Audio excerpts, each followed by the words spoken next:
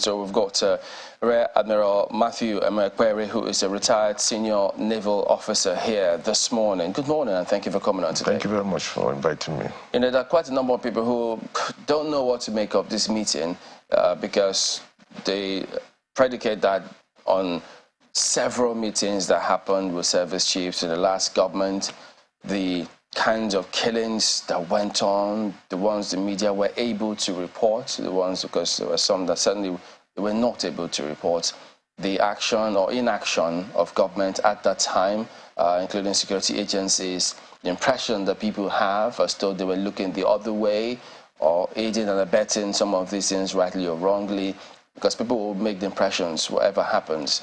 So now with this, they just feel, look, let's see what happens. But when he then says he won't tolerate oil theft, you need to work together.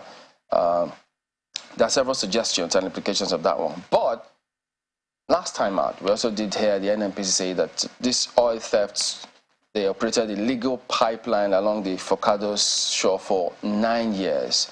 And then the media was awash with all of those. There was panels set up. But with the reports, nothing concrete as of yet. And then this meeting. How do you relate with all of this? Thank you very much for inviting me to your program. And I'm here as a private citizen to discuss the subject matter. I think the meeting is expected because before the president was sworn in, he may not be privy to certain security reports or security briefings, which, of course, as president now and commander-in-chief is entitled to such briefing. So I think the visit of the service chiefs and the chief of defense staff is timely, just I think 4 days after or 5 days after taking over, for him to be updated of the current security situation in the country and for him to be aware of how the security arrangement or the security architecture of the country is in place. I think with that briefing and with that knowledge, which I believe the president is having now, he will be able to direct the service chiefs and other leaders or headship of the security and intelligence agency on what is expected of them. But right off, what do you expect from, in terms of the kind of actions the president should take, and then possibly actions from the security agencies as things stand today?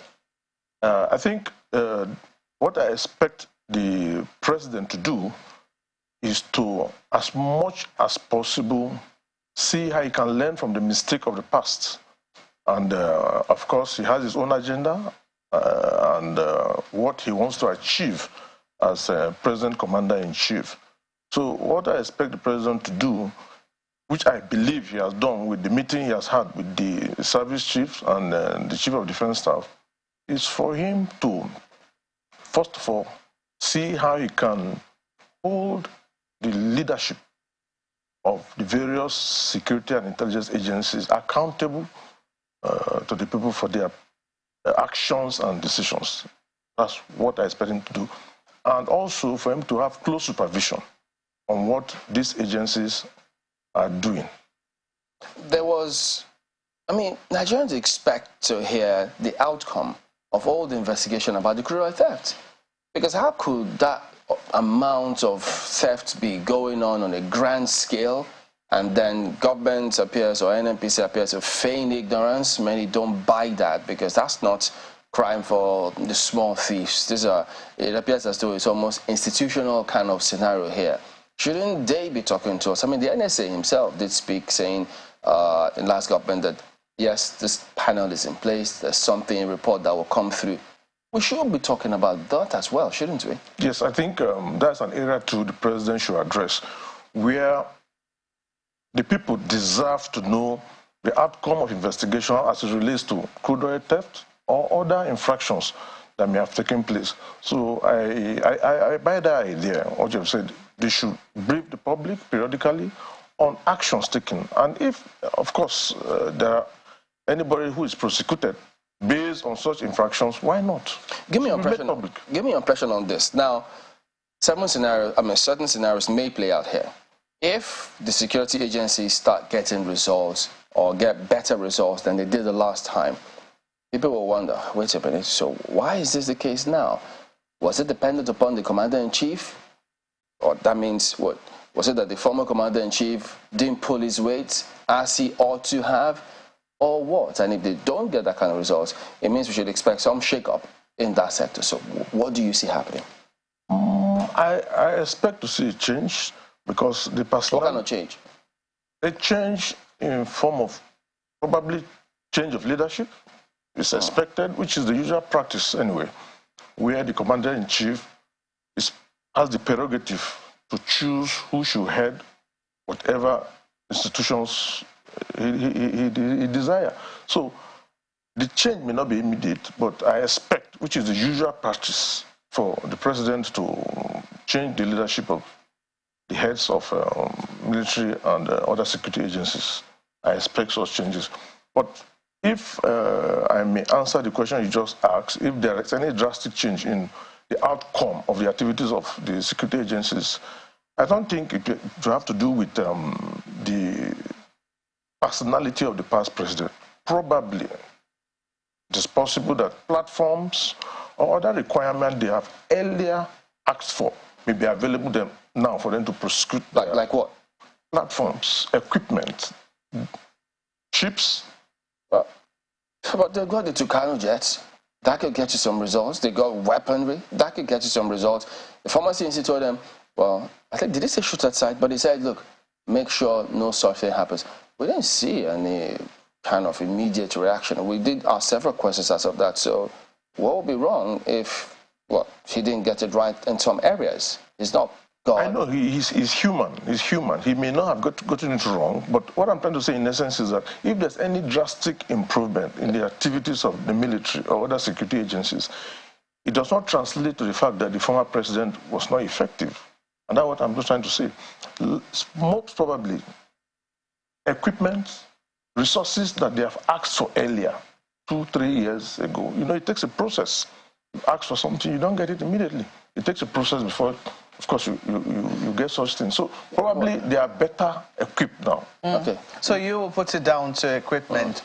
But, you know, I'm sure a lot of Nigerians have questions for the Navy, which you were once a part of. You commanded the Eastern Naval Command at some point. Yes. And I do know that, you know, part of the challenges which my colleague has pointed out and which the president is very concerned about, because it would seem that so far there's been a heavy focus on the economy. And one of our main sources of revenue is crude oil. We always have these parameters for our budget, how much we intend to produce and at what rate.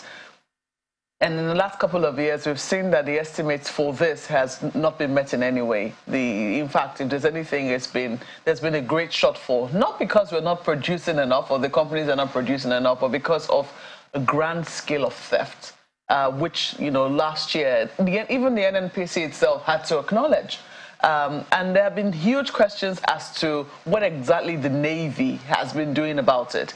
From your own knowledge and from your experience within the Nigerian Navy, these figures, I mean, in terms of the reduction that we've seen, must have been quite embarrassing for the institution of the Navy as a whole. How would you say that they have handled that, considering the fact that also a contract has been awarded to Tantina Securities, is a consultancy limited, which we know belongs to former Niger Delta militant government Polo. So how has this worked with the Navy? I think while in service, I retired December 2020, barely 3 years ago. And what the Navy has done to curb crude oil theft is through the deployment of its assets, and I will just give one or two. We have the Nigerian Navy has the Falcon Eye infrastructure and the Regional Maritime Domain Awareness Infrastructure.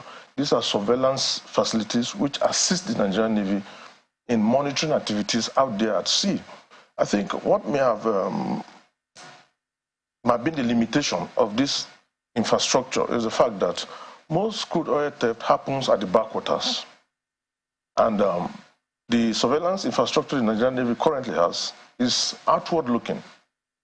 So activities that happen at the backwaters were not adequately covered. Are we helpless in that regard? No, they are not helpless. But what the Navy has done to check that is to have established the choke point regime. And if I have to explain what it means, is that the Nigerian Navy has established naval security stations in such areas where crude oil theft is suspected to have been carried out.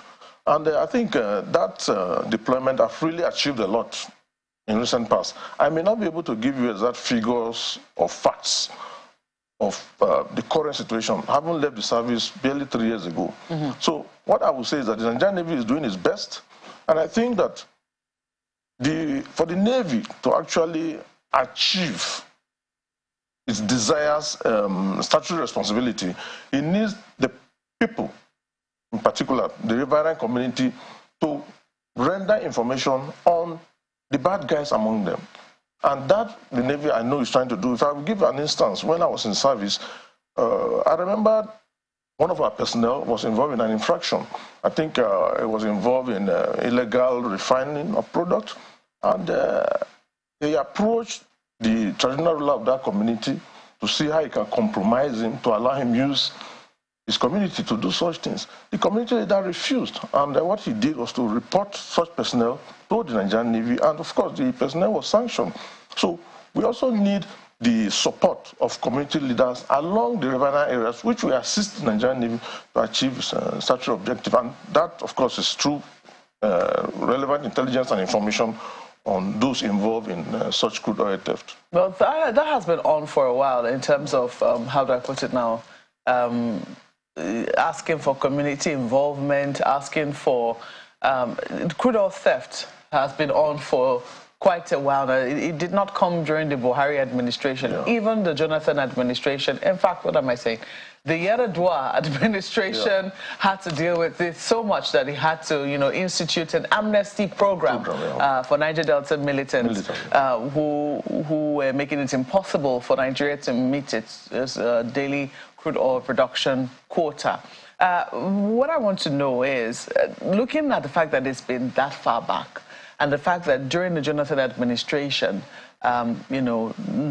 ex-Niger Delta militant had to be involved in such a way to curb this, because as you said the Navy is outward looking, and maybe they need to now have their eyes more on what is happening, right in their backyard, let me put it that way. Because yes, we know that piracy is also a big thing, and NIMASA has been trying its best to collaborate with the Navy, and the Navy has been making great progress in the area of curbing piracy. But this is something that affects the country. Economic sabotage, borders really on economic sabotage. I'm wondering, did they feel embarrassed? Did they feel inadequate when these contracts were awarded to Niger Delta militants? I don't think so. I don't think so, because security, like we all know, is everybody's business, and there's nothing wrong in this in the contract being awarded to, of course, the company you just mentioned. What I would say, in essence, is that the Nigerian Navy has all these years done its best to ensure the maritime environment is secured for economic activities to thrive. And maybe in the wisdom of the government at that time, decided to engage the security company. What I feel is what the Navy should do is to collaborate with the security agency and see how they can work together to ensure that, of course, the purpose of establishing such a security company is actualized. Getting embarrassed, I don't think the Navy is embarrassed. I don't think so. I don't think it is, because, like I said, security is everybody's business. And the only thing I want to urge the government is to see how they can help the Navy through the provision of platforms and ensure that the Navy is adequately equipped. Because this security company you are talking about even rely on the Navy on certain aspects of their jobs. Okay. Yeah. So the results that we've received so far have been mixed. At some point, the contract was terminated, or maybe it was not renewed, as the case might be. It wasn't exactly going on as planned. We saw a dip again. The NNPC cried foul in terms of how much theft was actually going on. We saw that last year, mid last year, towards the end of last year. And then, the company was re-engaged again. Even then, yes, we saw some immediate improvements, but the results are still mixed. Just was the last month or so, the NNPC talked about how Nigeria is currently producing 1.1 million barrels per day, still far short of what it is that we ought to be producing. For you, and what do you think is the major shift that needs to happen for us to be able to go back, or at least be able to meet the 2 million barrels per day which we have set for ourselves? I think the major shift that should be done is, first of all, ensure that there's public awareness amongst the communities along the river area where this crude oil theft takes place. I know it's ongoing. I know things are still being done to improve on the current situation. Another thing that should be done again is for the government to be transparent. What I mean is, if I have to cast my mind back on the agitation in the South or in the Niger Delta area, it's because of mistrust between the government and the people. So the government is expected to ensure that the trust deficit that have existed in the past does not occur again. I believe if the trust deficit is breached and the people gain the confidence of the government, I think they may reduce such theft. Again, development again should also be done. That is, government presence should be on that general area where those things are happening. I think if we do all those things... Where the illegal bunkering is happening? Yes. I mean, what I mean by government presence is that, of course, you hear that they say that there are better roads in the north than in the south. There are development that we are the one who produces oil, and yet there are more development in other parts of the country than others, and than where the product is being brought from. So we must ensure that we bridge that gap and gain the confidence of the people. If we do that, and again involve the community. Another area that I feel that should be done is that most of these international oil companies have MOUs with these host communities, and of course in the past they have been, not adhering to that MOUs. So international oil companies must be encouraged to ensure that most of the MOUs that are in place with this host community must be implemented 100%. If you do that, I think the issue of crude oil theft will be reduced drastically. All right, let's bring in our colleagues from Lagos. I think it's safe to say we can tell what the priorities or immediate priorities of the president is from some of the pronouncements we got yesterday after that meeting. Crude oil thefts, asking them to put an end to it. And as much as there's a lot to talk about in that area, I'd also like to speak to the point he made about him not tolerating, security agencies working at cross purposes. A lot of people see that as interagency rivalry, different definitions given to it. And for him, he says that he won't condone security agencies working at cross purposes, speaking to the fact that that might be very important to him. And I wonder, we've heard this time and again, interagency rivalry is not good for us. It's not even good for the, the security results that we want to get. But what would it really take if we want to just go beyond talking about it? What would it really take to reduce to the barest minimum interagency rivalry or security agencies working at cross purposes? I think what it will take for the security agencies to work together is just, of course, the issue of training together, exercising together, and also enlightening, particularly the lower cadre, on the need for them to respect other agencies of government who are involved in security, and of course other issues that borders on the general well-being of the country. What I would say is that at the higher level, that is at the officer cadre, you find out these infractions are not there. Why? Is because we join the service together, we train together, we exercise together, so we have that personal relationship. But at the lower level, this thing doesn't happen. So I think there should be need for, of course, joint training at the lower level, and of course, enlightening the younger ones on the need for them to respect other security agencies who are involved, of course, of providing security for the country. But I always hear this as well, that, you know, it's the lower cadre that is usually responsible. But time and again, you see that they have some sort of backing. They have orders that they'll tell you, well, we're acting based on orders and we're not moving from this place. You do what you want to do. But this is based on the orders we get. And we know the chain of command. Hardly would you see those at the lower cadre carrying out activities without orders. I mean, it's a highly regimented, you know, setup. So what is really responsible for the interagency rivalry we've seen? Is it trying to outshine the others? Is it trying to prove that we're powerful or we're more powerful than you are? You see, for example, the army and the police, and people usually say, oh, the army will be stronger, and the police say, no, we're responsible for, you know, civil security, so this is our turf, and it goes back and forth. So what is really responsible? Maybe you can help Nigerians understand. I think, like you have just said, is just to outshine one another. I think the president have that big responsibility to ensure that agencies who are supposed to report certain information to a particular agency to carry out their statutory responsibility that don't do that should be sanctioned. And again, areas where such infractions will take place, I think it will be important at the higher cadre level of the military institutions or the other security institutions. They should translate such down so that those who are on ground to execute those orders understand the need. I think what I'm trying to say in essence is that it should be constant communication, and those that have violated or caused such infractions should be sanctioned. I think if we do that, and with proper understanding, I don't think we'll have problems. We've seen a lot of security briefings or meetings with the service chiefs. We're not quite sure all of the things that were discussed behind the scenes for this one, but at least we can talk about the things we heard.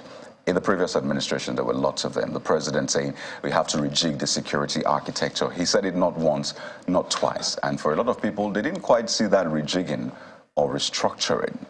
They wonder what was responsible for that. You said it wasn't about the president's personality. Maybe other things were in place. But yet again, we have seen another meeting, and perhaps marching orders have been given. It would seem for the past 4 days, since this administration came into power, I mean, we've not seen any major attack across board, either banditry or, you know, the usual clashes and all of that. It would seem we've not seen that. So what do you expect this president to do differently from the previous president, such that we don't just hear those things being talked about, we see them, and then there are repercussions when the ball is dropped? What I would expect the president to do differently is to ensure that he's decisive in his decision-making, particularly as it affects the security agencies. I know the past regime do take its time, which of course is not bad, to decide on areas that affect the security agencies. So I expect the current president to be very decisive and quick in taking such decisions.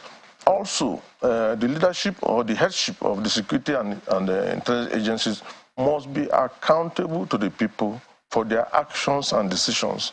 And what I mean is that they are public servants. Whatever they are doing, they must be accountable to the people. They should be able to explain to the people why they are conducting certain operational exercises, and they should be able to explain to the people areas where they need to support the security agencies. And another area where I feel the current administration should do differently is not to be shy to sanction any head of security and intelligence agencies that may have caused infractions or may have done things that is outside their statutory responsibilities.